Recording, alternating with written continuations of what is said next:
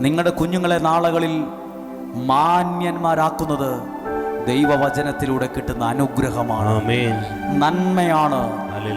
ദൈവം ഒന്നും മറന്നു കളയില്ല. പ്രാർത്ഥിച്ച പ്രാർത്ഥനയും ആരാധിച്ച ആരാധനയും എടുത്ത ത്യാഗവും ചെലവാക്കിയ വണ്ടിക്കാശും യാത്ര ചെയ്ത് ക്ഷീണിച്ചു വന്ന് കയറിയതും മനുഷ്യൻ മറന്നാലും ദൈവമതം മറക്കില്ല. അതിന് കണക്ക് വച്ച് അനുഗ്രഹിക്കും. കണക്ക് വച്ച്. ഹല്ലേലൂയ.